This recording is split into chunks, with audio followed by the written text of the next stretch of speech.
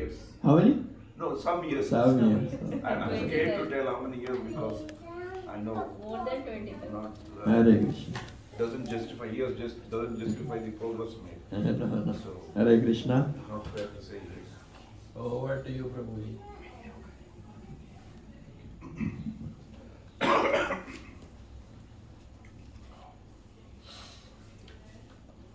So we are coming to this Chatushloki Chatushloki of Bhagavatam, Srimad Bhagavatam, as a continuation or? Yes, Prabhuji. So Prabhuji, every time actually we do a recap that 6 questions were asked from Sut Goswami by Shaunakadi Rishi, and then he went into flashback where Parikshit Maharaj was asking Shukdev Goswami. He asked the pertinent question, Atah pritchami samsiddhim yoginam paramam gurum purushasya hi yat karyam viryamanasya sarvatha. Please tell what is the dying person should do. And then creation and then Vidura. So we are right now sequence by sequence, but every time we do a brief recap so that the continuation of Katha is there. Now the Chatur Shloki Bhagvatam, it is asked that what is the creation, and you can probably. Hare Krishna. Please accept my humble obeisances.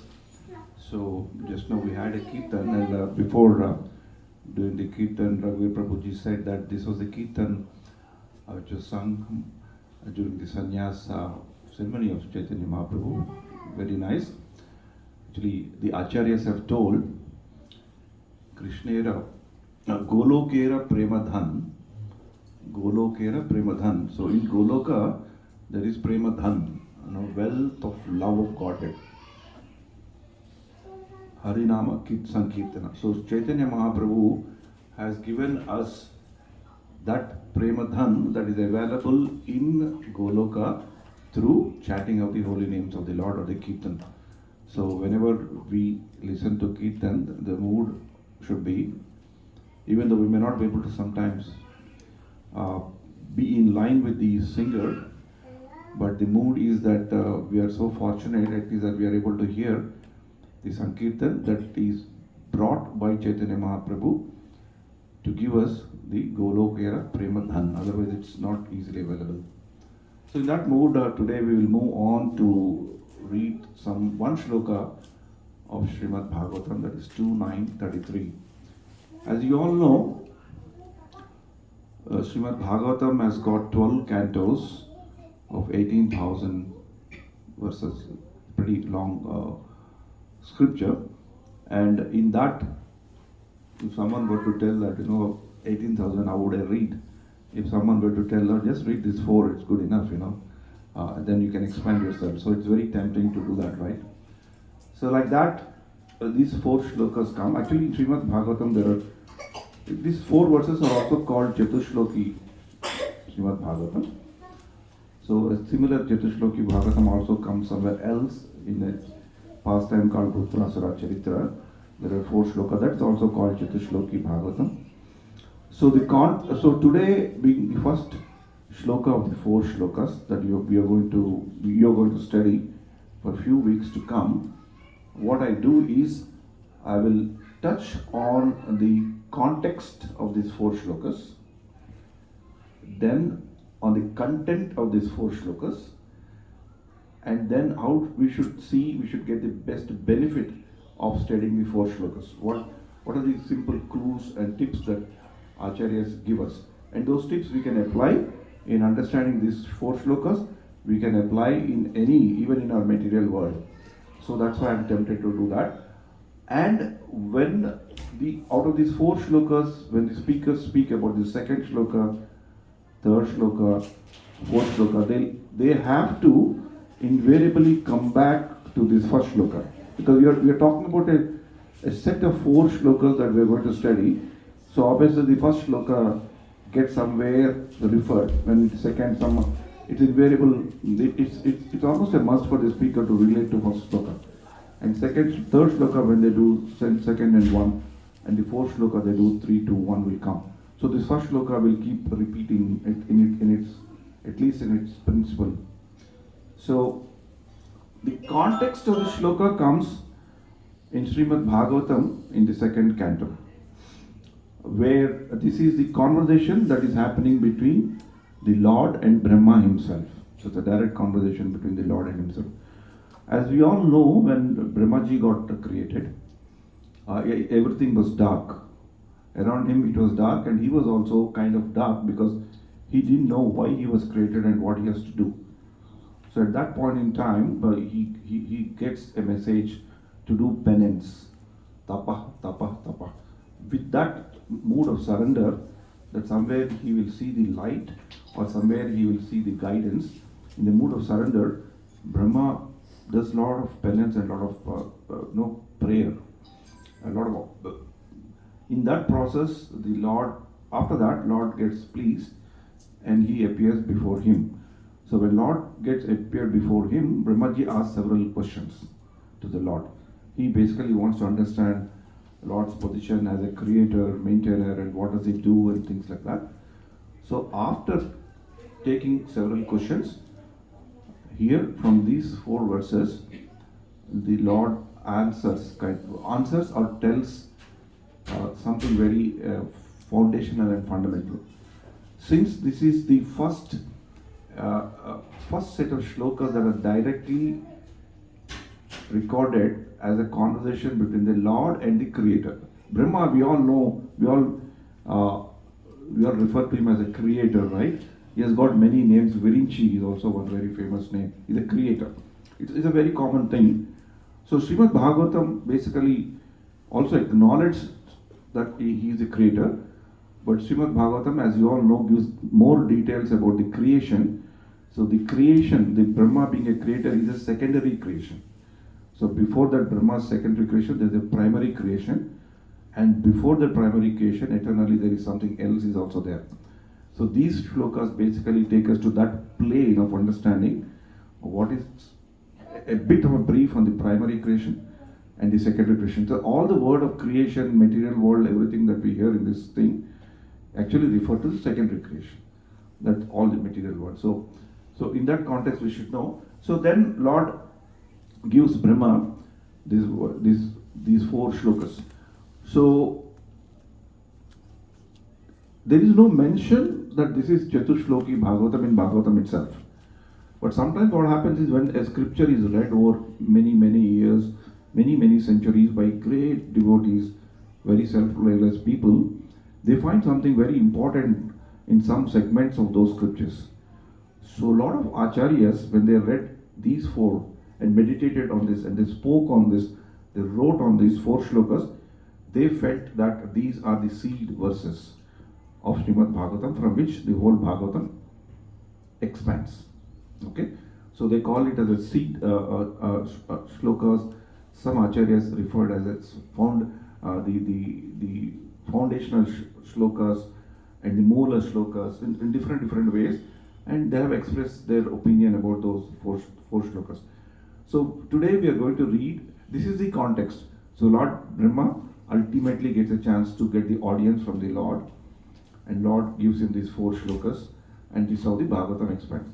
So another context of this thing is, it's very interesting. After this shloka only, actually the real narration of Bhagavatam starts.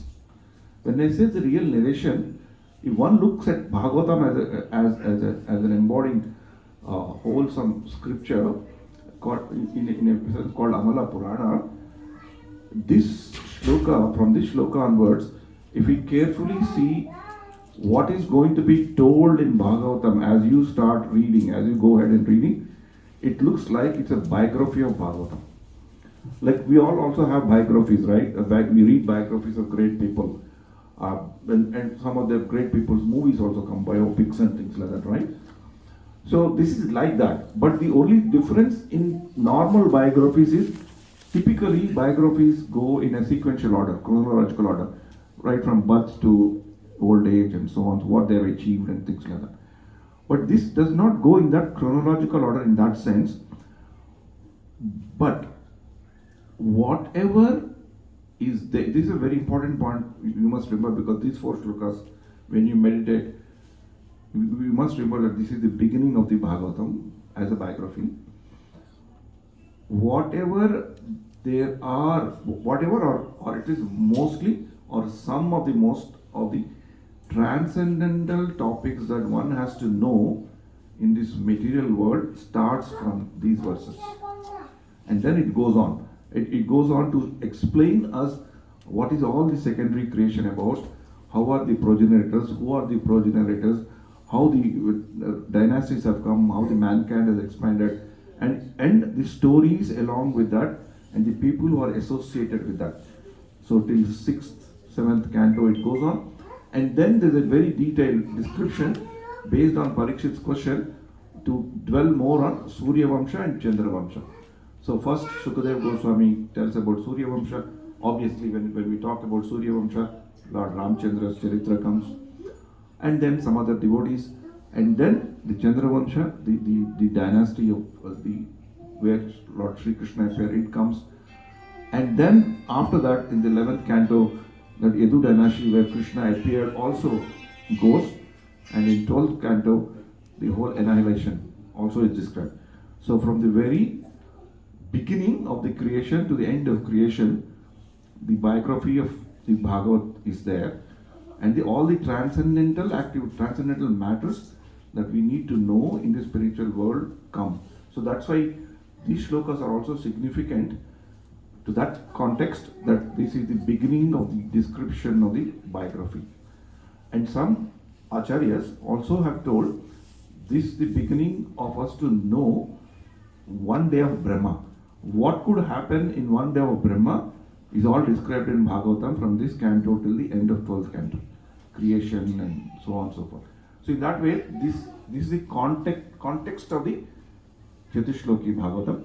And some acharyas like Vallabhacharya, so there's a preamble to these 4 shlokas and a post-amble to these four shlokas.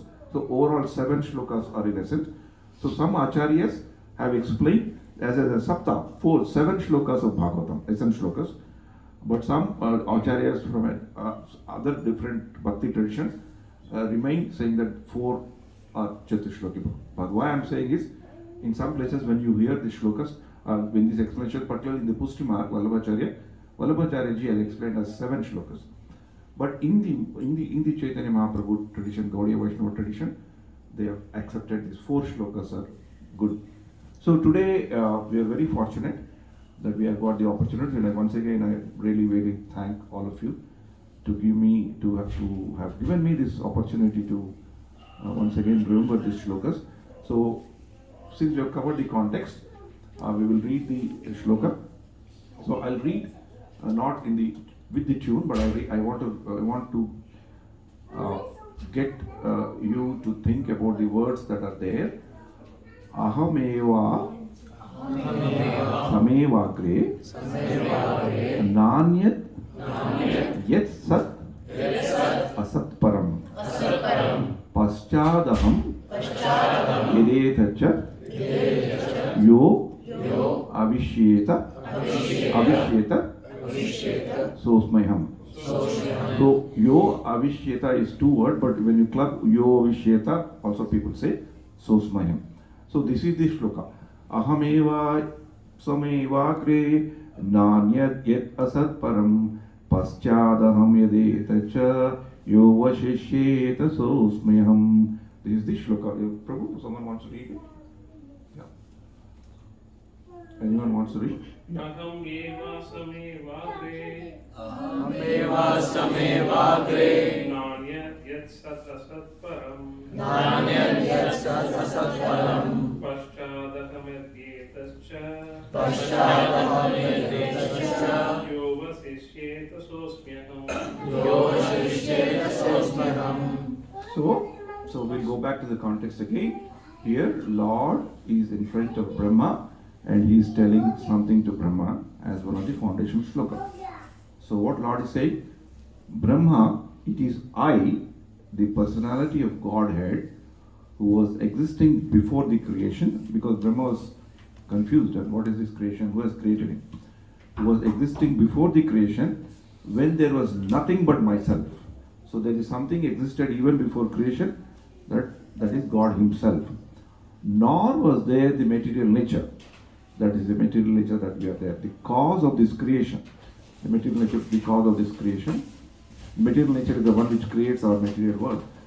That which you see now is also I. That means the material world that we also see, Lord, it's the part of the Lord. The personality of the Godhead. And after annihilation, what remains will be I, personality of Godhead.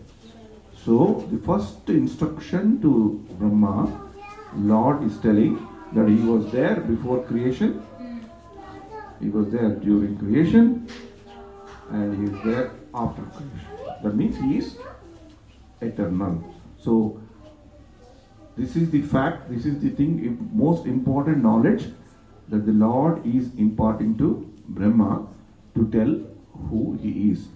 So this is the basic meaning. So I'll try to expand this understanding. Om Ajnana Timiradasya Jnana Shalakya Chakshurumilitam Yena Tasmai Shri Gurave Namaha. Hare Krishna. So the purport to this shloka is very long purport that Srila Prabhupada has written. The fundamental thing he has emphasized in that purport is the word I and the personality of the Godhead.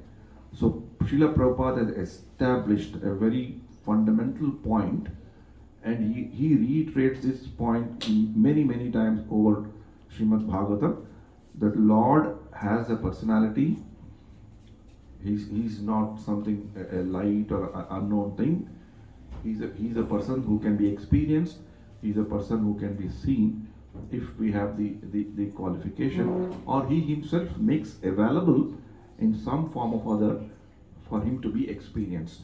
So in that way, Srila Prabhupada, the founder Acharya of ISKCON, was written this extensive purport, reiterates the fact that there is a personal form of worship, and that's the most recommended form of worship, and we should be careful about not to be impersonal, in the impersonal mode, because that will basically put a lot of obstructions to our devotional progress, because there is no opportunity of any service.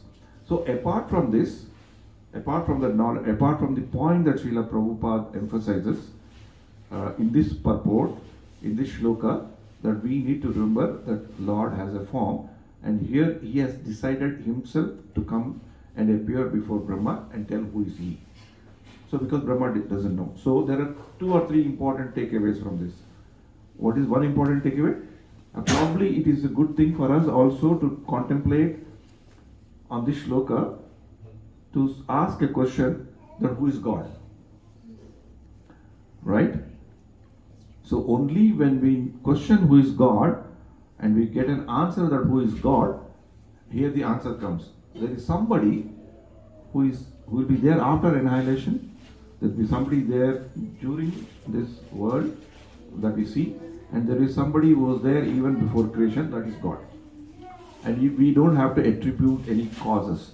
So he is eternal, unborn, and so on and so forth. If we know those characteristics of God, so obviously the other sub-attributes are what? So he must be very powerful, right? He's self-sufficient, autopilot mode, he can do whatever he wants, he's very powerful, and that's how the whole thing goes, right? So the fundamental understanding this shloka gives to Brahma and to us is, it basically helps us to at least briefly get an answer to know who is God. Why is this important? Why is this important? If we have to reach God, or if we have to develop a relation with God and get to know the process of nurturing that relationship and enjoy the fruits of that relationship, we need to know who is God. This is what is told, and who are we, and what are we seeing, and what are we not seeing. That is, I have to know who am I, or who is God, and who am I. Then what happens? The relationship between us can be contemplated, or can be discussed, and can be understood. If either of them fail, there is no gap. So we need to know who is God, and then we will come to know who are we, and then we can say, oh my God, he is God, and I'm like this. So what kind of a relationship I have with him? And once we know that there is a relationship, and this inner meaning of the shloka also dwells on that. I'll try to explain with whatever little I know. And once we know that relationship is there, then we can contemplate on what are the processes available, what are the tools available to us to nurture that relationship if we want to nurture that relationship. Nurture, grow, develop, whatever you may call it. And in what way the Shastras or teachers, spiritual teachers are helping us. And if you follow that process, obviously there's a prayojana. So there's a benefit. So Sambandha, Abhideya, Prayojana. These are the three very important things Acharyas ask us to see the scriptures in that way. Who am I? Who is God? What is our relationship? How do I nurture that relationship? How do I maintain that relationship? How do I establish that relationship? How do I appreciate that relationship? And when I follow that, what kind of a benefit that I can realize and enjoy? Prayojana. Prayojana is like labha, right? With the ultimate result. So here, ahameva samavagre. Brahma, I, the person of the Godhead, was existing before creation, after annihilation, during the material nature. So God, Lord Himself has told this to Brahma that who is He. Then the question comes, who is Brahma? Obviously, you can say he's God's son. Brahma is also known as Manasa Putra. He is the first son of the Lord, and he's come out of mind from the Lord. His birth, his appearance is not normal. But then he is also there. So if the Lord is eternal, he is also has to be eternal, right? In Bhagavad Gita, Krishna says to Arjuna, "Don't worry. There's a soul inside you. Body perishes, but soul doesn't perish. Soul is eternal. Body is temporary. So soul is also eternal. So Lord is also eternal. So what is the difference? So here in this shloka, we will come to know, even in the eternity of the soul and the Lord, Lord's position is predominating eternity. That He is the one who is always there, and the ones who comes as his part and parcels of the Lord are the predominated eternity. Predominated eternity. So that's how the position of Brahma is there, and that's how he accepts the position of the Brahma. So in the subsequent shloka, that's why Lord says, anything that is in relationship with me is correct. Anything that is not in relationship with me is not correct, illusion. But in fact, if you actually see connect that shloka to this, is there anything in this world that we can prove that it is not connected with God? Absolutely no, right? So Lord is eternal, so we also have to be eternal. Maybe one may say we are like servants, or somebody may say like a shadow, or whatever it is. So the position of God and position of Brahma, and whoever have come from Brahma through the progenitors, and we are all there, we are also becoming the eternal servant. And this relationship gets established through this very foundational shloka.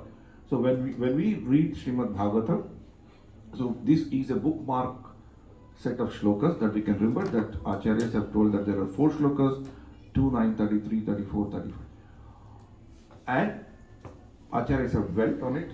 The context is that Brahma was having kind of was in the darkness. Lord came and gave these 4 shlokas. This is not the only time Lord has given this kind of a knowledge. So in Bhagavad Gita also, a similar thing happens, but in a slightly different context. There in the 10th chapter, if you see, Bhagavad Gita has got 18 chapters. So in the beginning chapters, Arjuna says, I don't want to fight, and then a lot of confusion comes. Krishna says, no, you have to fight. And then when Arjuna has some questions, Krishna is answering, and Arjuna in that confused state says that I accept you as my guru, I am your Shishya. And then Krishna starts delivering messages after messages and messages, and Arjuna keeps asking questions, and then it goes on 2nd chapter, 3rd chapter, 4th chapter, 6th chapter, 7th chapter, 8th chapter. Again Arjuna asks a lot of questions. 9th chapter, Krishna himself has a lot of knowledge about himself, creation, and Krishna continues in 10th chapter saying that Arjuna, you are my friend. So I will tell you something more than what all I have taught. And then in that process, he also gives 4 shlokas. So there, Arjuna is already in the path of enlightenment, because he has already heard about so much of it about Bhagavad Gita. But still, there was a doubt for him to accept him as Supreme Personality of the Godhead. He accepted him as a guru. He accepted him as a great personality.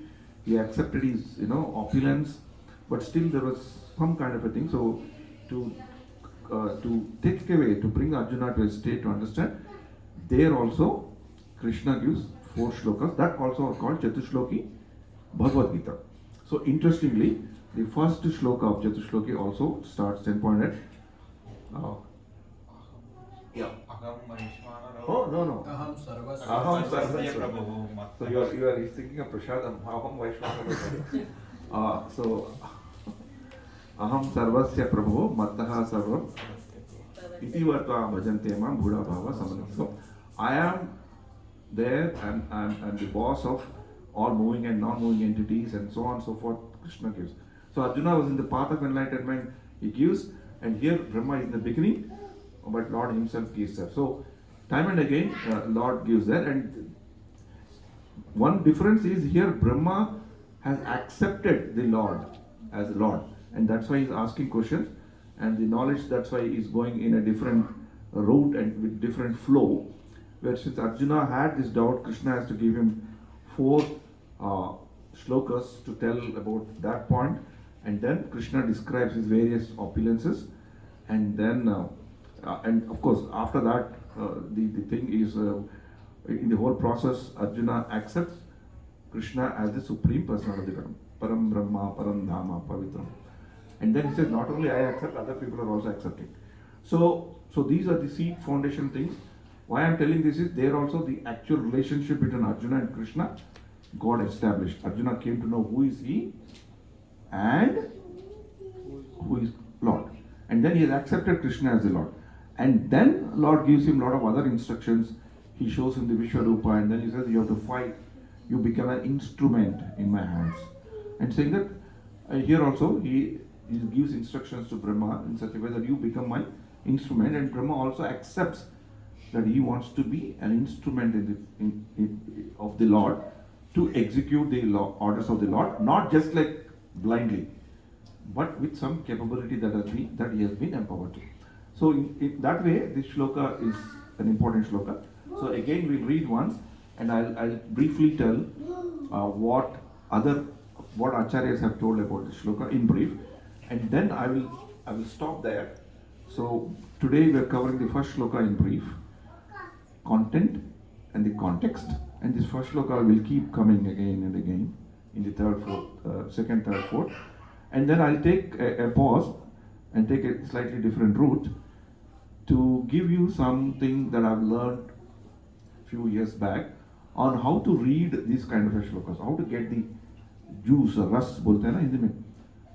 This kind of topics or some important pastime, how do we get the ras of that? So that's a slightly different thing, but we'll try to relate to this as an exercise if you don't mind.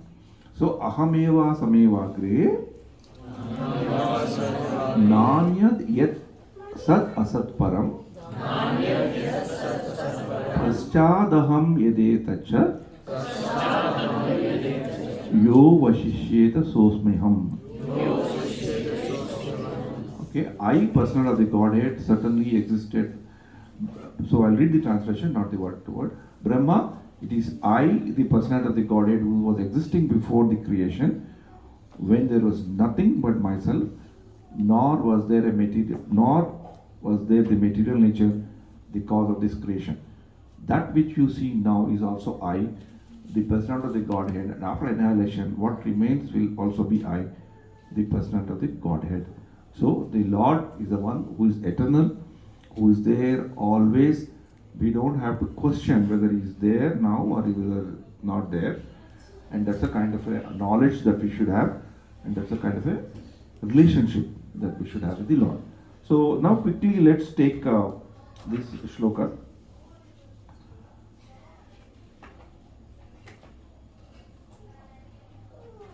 Yeah, 1 second, sorry. Yeah. So as I told you that these shlokas are called seed verses of Srimad Bhagavatam. And so a lot of acharyas explain from the whole Bhagavatam expands from this kind of a thing. So predominantly in our scriptures, in the writings of the great acharyas, this importance of this comes from Chaitanya Charitamrita by Chaitanya Mahaprabhu himself. Chaitanya Mahaprabhu himself, when he is referring to these shlokas, he says that these are the Chatushloki Bhagavat.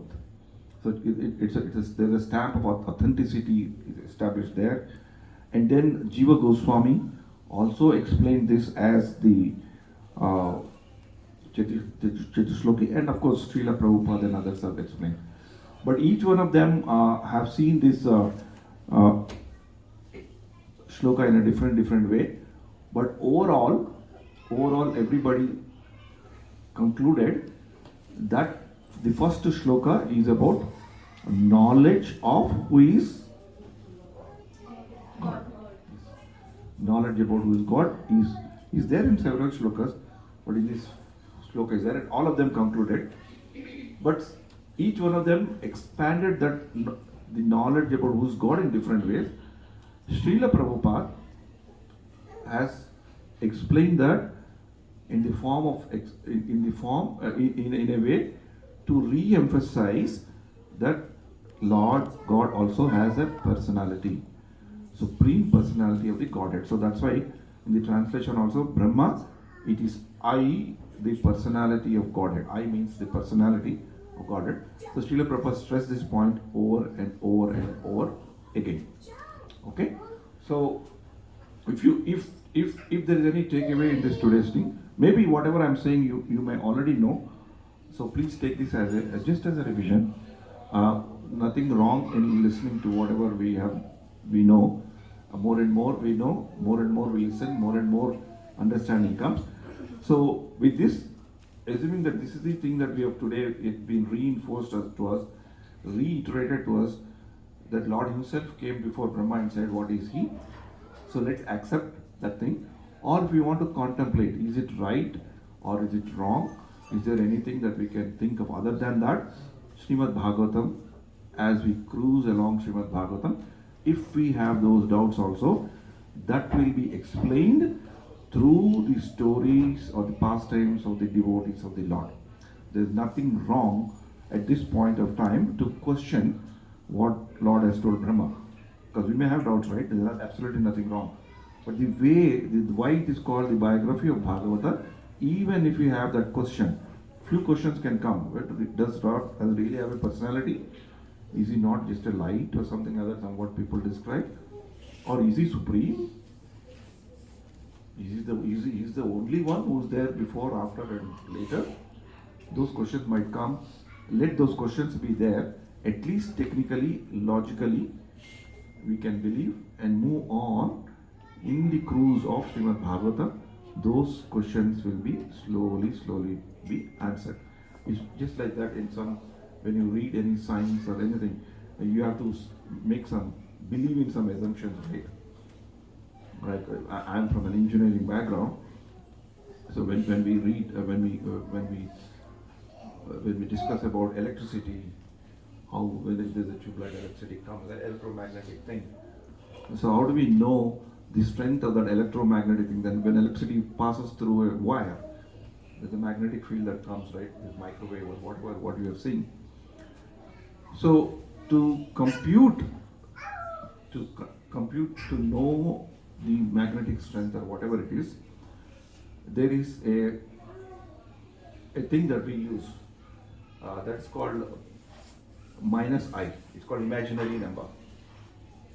Yeah, it's defined as an imaginary number, and that imaginary number is used in all the formulas.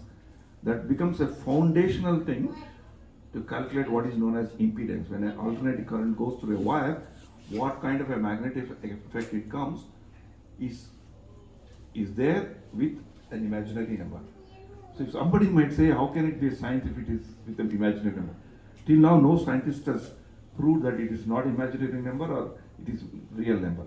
People still take that as an imaginary number and compute. They think that whole science has evolved over that. So like that, we can take this as a technical like that, and we can move on.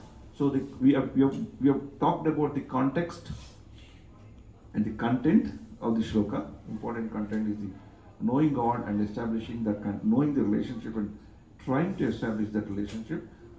And then we can move on to the next shlokas probably after that. But before that, Prabhu, can I take the liberty to extend this? So how do you, as these three shlokas go, next three shlokas go, there could be many techniques. I'm only applying a technique that I know, which is very, very useful for me. So whenever we take any important subject matters as a subject matter or a set of shlokas or a set of bhajans or a set of astakams or a glorification or even pastimes that are described in scriptures, how do we enjoy that? How do we get and how do we force ourselves to contemplate, to know more and more, get into the depths of it, so that whenever it hits 2.93, 2.9, 33, 34, 35, tuck, what does it strike me? Because acharyas have told it's a seed verse, acharyas have told it's a bija verse, acharyas have told that it is from those four verses the whole thing has evolved. So I need to get some, excited and motivated, right? So how do I preserve that motivation as we go along? So there is a very beautiful technique that is told in our Shastras. So I'll try to repeat this. So this is slightly away from the description, but we'll try to connect. Yeah? It says, Upakrama Upasamharo. So when we read this Chatushloki thing, you try to remember what is beginning and what is conclusion. What is being told today and what is some speaker is going to tell underneath that as the fourth. Upakrama Upasamhara. Then Abhyaso Purvata Phalam. So what is repeated and what is unique? What is repeated? What is unique? So if you take only this shloka today, what do you see? What is repeated? I, right? So this shloka is rotating around I. And then we should question on why this shloka is rotating around I. Because God himself is telling about himself. And what is unique? Okay? Arthavada upapatticha. That is, what is the unique and what is the result of our reading. And then what is glorified or who is glorified. And what is the logic that is given. If you remember these six and apply these to our learning of scriptures or our learning of set of shlokas or subject matters, it makes a huge difference. Again I repeat, what is beginning and end, what is repeated, what is unique, what is the benefit of reading that, what is glorified, and what is the subject matter that is being talked about, what is the logic or reason being talked about. So these six things, remember, you can apply, I can guarantee that you can apply this even in your material things. When you're trying to communicate something, suppose you're asked to make a big and very important presentation, right? You discuss that. And then you introspect, right, whether it's right or wrong, because the big deal presentation to board or some senior management. Then after you do everything, get back to this. Beginning and end, unique, what is repeated, what is the result, what is glorified, what am I telling, and what is the logic. And invariably, your presentation gets refined. And it will very naturally have a very good beginning, because you are contemplating on beginning. And most important thing for any presentation of any story is a very safe landing. Okay? It really helps consciously. I practiced this many times, and yesterday also I was just practicing. I'll tell a very practical story about it in 2 minutes. So I was supposed to make an important presentation about which I didn't know much. So it's a very senior level presentation to the auditors committee. They just told only one thing. I'm from field of cyber security. They said, give us an update on cyber security. So nothing else. Like this 4-seated versus very brief. Then how do I expand? So I was struggling. Somehow I made the thing, talk to my colleagues. I was not satisfied. Refine. And after I settled that it's okay now, then I applied this principle. So I went through my slides. Where is my beginning? Where is my end? When I was looking at it, I saw something very foundational, because they asked a question to give them that assurance or something about whether there were any attacks, cyber attacks in our organization. So I gave whole pitch saying that, okay, these are what we do. We, fortunately, by the grace of God, we didn't have, and we are doing. And that's how I ended the presentation. But then, when I applied this principle, I said, I began, but did I end properly? I am saying that I have done this till now, so the result is good. And I am also doing some things. Why am I doing those some things? So I missed to convey the end. So then one more slide came. I am doing this to continue to be safe or not being attacked. Because I started with attack. I do not historically, I did not have attack. I have done this. Now I am doing this. I stopped there. But applying this principle helped me put that one segment saying that I am doing this now so that will not happen. What I started with. So we don't have to force ourselves to imply all, but always remember beginning and uniqueness, what is glorified, what is logic, and we can question ourselves on what is that I get. Today, if I ask myself what am I going to get, I say I have got, again one more time, the knowledge that who is God, that He exists ever. He is the causeless cause of all causes. If I know that, then I got it. It can be anything. So thanks a lot for giving me this opportunity to talk about this shloka. It's wonderful to see all of you.